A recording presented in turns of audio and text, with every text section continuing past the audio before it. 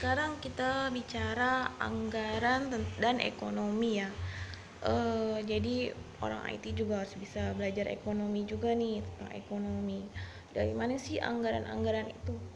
Kan saya bilang ya, kalau udah terbentuk ID card number elektromagnetik dalam satu bumi ini, jadi setiap negara ini dari Eropa, Asia, maupun negara-negara yang kecil-kecil juga tuh ibaratnya dia menggunakan ID itu kan mudah terintegrasinya. Kita bisa pertukaran pelajar, bisa kita pertukaran ilmu. Ini gimana sih caranya? Kan rata-rata kalau di Eropa atau enggak di India atau di negara yang maju seperti Jerman, Rusia itu kan di teknologinya tinggi ya. Kita belajar dari situ. Terus kita belajar dari ekonomi. Biasanya kalau orang-orang mau ngeliat tuh kayak Cina, Jepang gitu ya, ibaratnya tuh dia rinci orangnya ya. Kita belajar dari segi ekonomi dari orang-orang Jepang, teknologi juga dari situ kita belajar pertukaran pelajar. Nah dari situ kan kita memiliki hubungan baik. Hubungan baik itu berdasarkan bukan cuma kepentingan aja nih, kayak kita punya teman, kita cuma temannya kepentingan aja nih, saya teman sama dia karena dia pinter nih, karena dia apa enggak.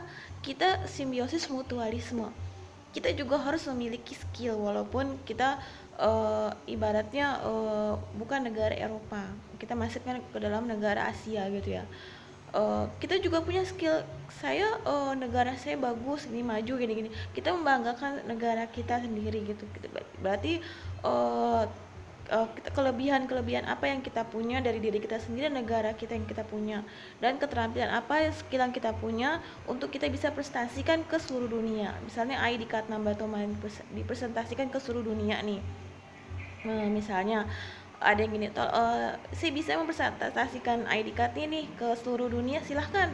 Saya monggo-monggo aja mempersilahkan karya IT saya ke seluruh dunia, karena memang ini kan untuk semuanya kan. Saya untuk evaluasi apa sih, untuk adaptasi manusia itu ke arah teknologi di era milenium. Silahkan mau memprestasikan, tapi kan dia juga harus punya syarat dan skill dan kemampuan yang dimiliki ya, terutama di bidang IT dan penjelasan yang rinci dan bahasa. Misalnya dia mau prestasi ke bahasa Belanda, ke bahasa Rusia, ke bahasa Jerman. Jadi dia harus memiliki hubungan yang baik juga nih. Misalnya kan di Jerman, di Jerman juga dia terkenal bagusnya dengan teknologinya ya. Jadi gini ya, kalau di Jerman tuh terkenal beasiswa, di Eropa tuh terkenal beasiswa, orang nganggur aja dapat gaji kan. Tapi kalau di sini orang nganggur aja di ibaratnya tendang gitu ibaratnya ya. Nah karena di sana udah maju, dia juga udah bijak, dan dia juga ibaratnya udah bisa mandiri gitu. Mandiri tuh yang pengangguran itu juga simbiosis mutualisme untuk pemerintahannya, untuk negaranya. Jadi nggak mungkin yang pengangguran itu akan selalu menjadi pengangguran terus, makanya dibantu dengan modal. Makanya yang pengangguran itu di negara Eropa dia dikasih subsidi dana tiap bulannya, entah mungkin untuk ke biaya hidup. Dia nggak mungkin jadi pengangguran seumur hidup atau menjadi beban negara. Dia pasti memiliki skill dan kemampuan yang ibaratnya bisa menjadi modal untuk negara gitu, modal untuk negara. Nah itulah yang kita olah dari SDM-nya itu. Nah hubungan baik itu kan dari segi ekonomi perorangan ya. Sekarang kita bicara dengan ekonomi perorangan. Orang untuk membuat suatu negara itu kan harus mempunyai negara apa sih, keluarga yang kuat.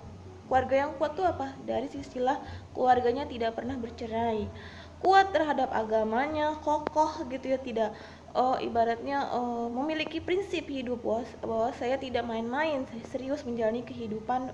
Misalnya dia mempunyai keluarga yang kuat, yang tidak ada track and record yang ibaratnya jelek lah dalam keluarganya dia, atau perceraian atau broken home atau apalah gitu. Berarti kan termasuk dia bisa membuat negara kuat, bisa mendidik anak-anaknya dengan baik, bisa mendidik keluarganya dengan baik dan benar gitu kan. Dia kuat, nggak tergoyahkan dengan apapun. Itu bagus tuh, jadilah terbentuk di suatu negara. Negara itu kan berasal dari keluarga yang kuat, asalnya seperti itu. Nah sekarang kita bicara anggaran. Kalau di Eropa aja pengangguran aja dibayar, berarti kan dia udah proses lewat pendataan yang ketat ya, yang ketat, selektif dan kuat, berarti semuanya merata gitu, tidak timpang nih, ada yang satu belum, ada satu yang dapat terjadi, jadi semua terdata dan tidak ada yang anomali. Berarti dari segi teknologi infrastruktur IT-nya dia sangat bagus berarti. Nah, kita belajar dari situ. Nah, ID card nama otomatis itu dia kan komunitas ya, menjalin komunitas yang baik gitu ya. Jadi gini, misalnya kayak kalau kita logika awal rumusan aja, ini misalnya kita nggak punya uang nih, kita pinjam sama teman dekat kita, saya pinjam uang dong, saya nggak punya uang nih, atau enggak kita pinjam sama saudara kita, saya nggak punya uang, tapi karena kita punya hubungan baik gitu, alah kamu nggak usah bayar, kamu kerja aja sama saya, nanti gajinya utangnya lunas, nanti ibaratnya jadi lunas lah, udah hitung-hitungan gitu kan ibaratnya, karena kamu juga berkompeten dan ibaratnya memiliki profit juga nih di perusahaan saya gitu. Kalau logika dasarnya kalau perorangan begitu, tapi kalau di negara, dalam suatu negara bola dunia itu kan lewat kepala negara kan. Nah, dia hubungan baiknya apa? Jadi kalau kita kan ada yang namanya negara kita mengajukan hutang IMF ya di Amerika ya. Tapi kalau kita punya skill atau apa, kita bisa antar tukar pelajar. Nah, untuk utang sebenarnya lunas. Kalau kita bisa jadi simbiosis mutualisme. Jadi kalian bisa ngerti nggak?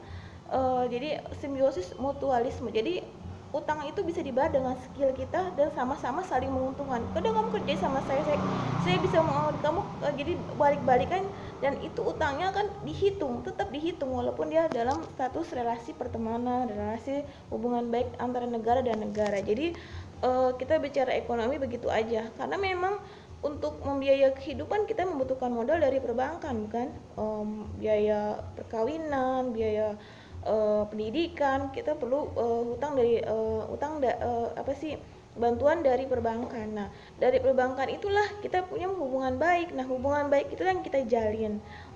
Kita harap sih yang berhutang itu memiliki skill, dan skill itu kan diambil dan akan bisa membiayai kehidupannya dia juga, dan lunaslah utang itu. Jadi intinya gitu, ID card nama terus saling simbiosis mutualisme.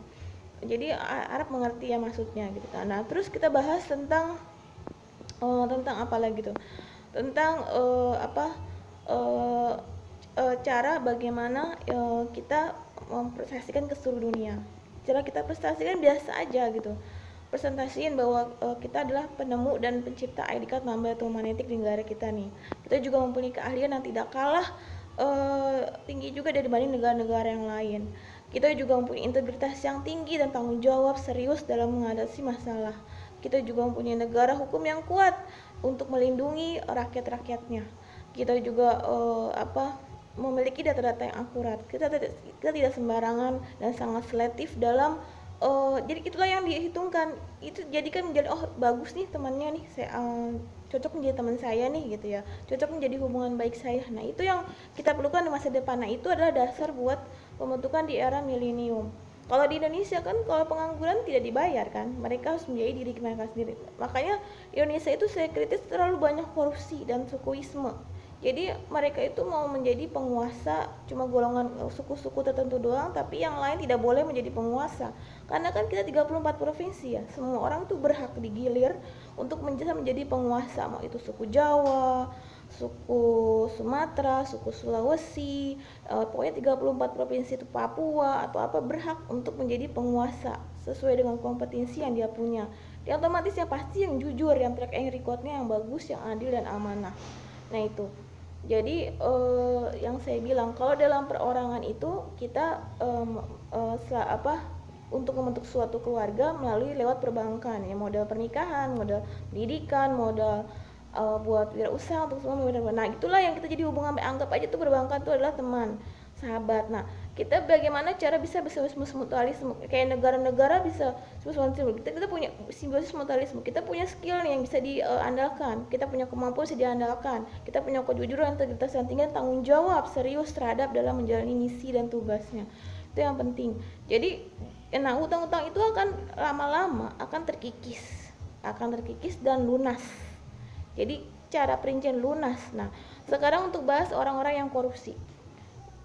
Saya akan memberi rumusan untuk programmer membalas orang-orang yang korupsi. Jadi gini ya, dia korupsi nih, udah ketahuan dia korupsi, tapi kita nggak mempersalahkan, kita diam-diam aja nih, bahwa dia tahu dia korupsi, kita ambil aja duitnya, kita masukkan ke rumah sakit atau ke penampungan yang orang lain itu yang jadi korban-korban korupsi, orang-orang akibat kemiskinan, tapi tidak mau ibaratnya kita menghukum orang-orang korupsi, mereka juga berhak mendapatkan yang layak, cuma ibarat